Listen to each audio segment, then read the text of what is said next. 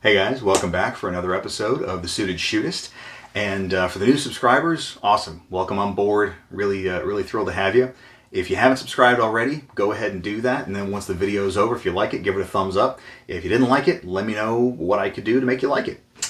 And so let's go ahead and jump into today's topic. One of the things that I talked about kind of early on in the channel, but I want to bring back up, is the fact that criminals and violent criminal actors are far better at concealment than you are. We are talking about dealing with a professional on their turf with home field advantage. So, for example, I'm going to steal an analogy from Masad Ayub here. It would basically be like you shooting an El Prez against Rob Latham for everything that you have built in your life up to this point. That is a tall order. And so what I'm getting at is the fact that the criminal element is way better at concealment than we are.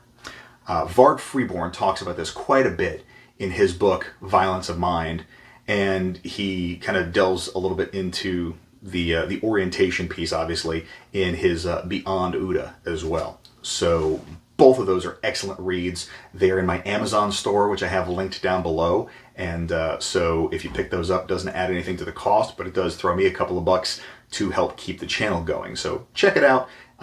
They're both phenomenal reads. Anyways, the idea behind this is, think about it.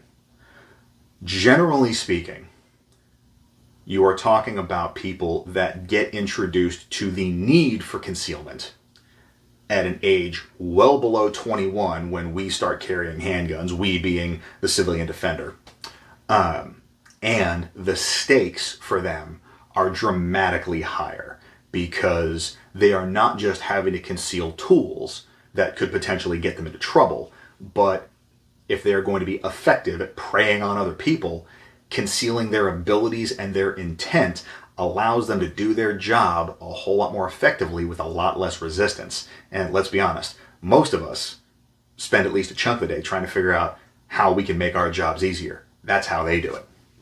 And so anytime you spend a good chunk of your time and effort developing a skill set, it makes it a lot easier to recognize that skill set in other people. And so, generally speaking, folks that are really good at concealment are able to see other people that are trying to be good at concealment and not necessarily succeeding at the same level. So that is one of the reasons why I'm a huge fan of knocking down some of the obvious cues and not dressing like a gun dude, with the typical tactical wardrobe. Now, from the conversations that I've had and the anecdotes that I've heard indirectly, violent people are pretty good at recognizing other violent people.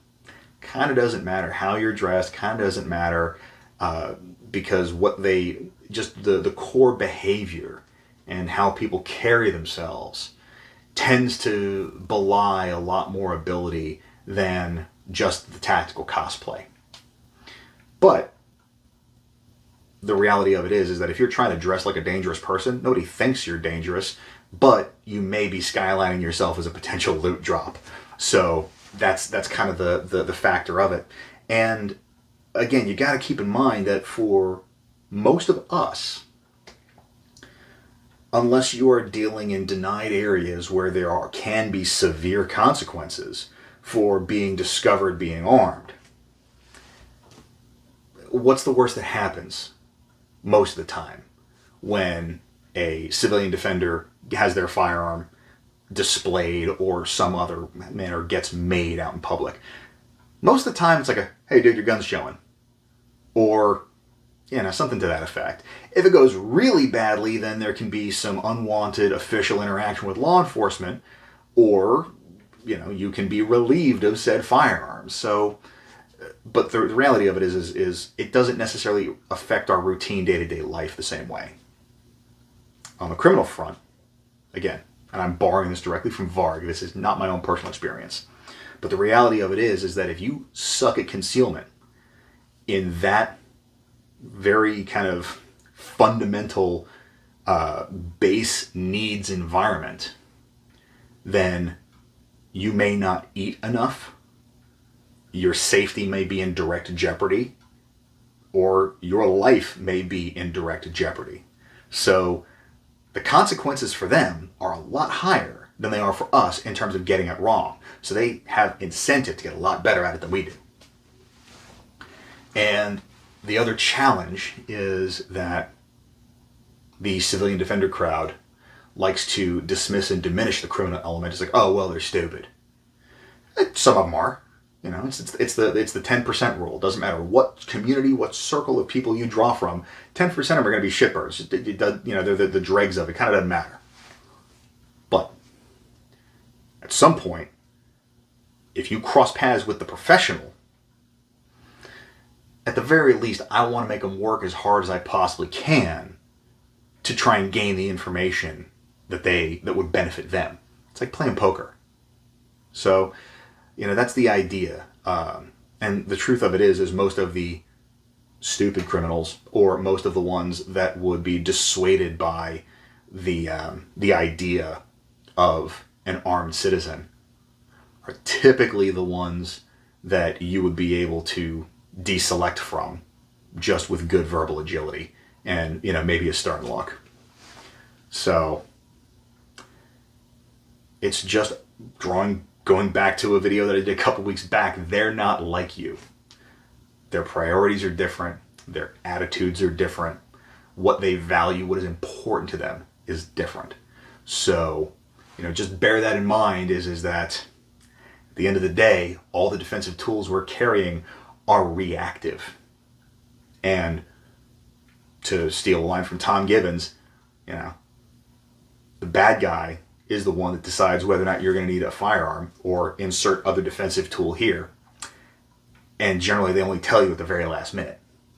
So because of that, you want to make sure that you are making as much of your tool set, skill set, and abilities as hard to read as possible. And the harder they got to work, if nothing else, you may be able to catch them breaking some of those social norms in their attempt to profile you, which then gives you advance notice of that. You know, that might be the, hey, shooter ready, stand by. So at the very least, it keeps them from coming out of nowhere. And best case scenario, it helps deselect you entirely for, you know, a wounded baby gazelle. Just something to think about. So what do you guys, I'd love to hear it in the comments. What do you do to help get you deselected? What do you do to ensure, take an active role in the fact that you walk home through the door safe at the end of the day? Put it down in the comments. I want to hear it. Aside from that, we've got these types of chats going on in the Facebook group, and we've got the Patreon going as well. Got some cool giveaways and got some merch in the works too. So if you want to sign up for that, I really do appreciate my patrons. They rock. Thank you guys. And outside of that, hope you have a fantastic week. Stay dangerous and stay sharp.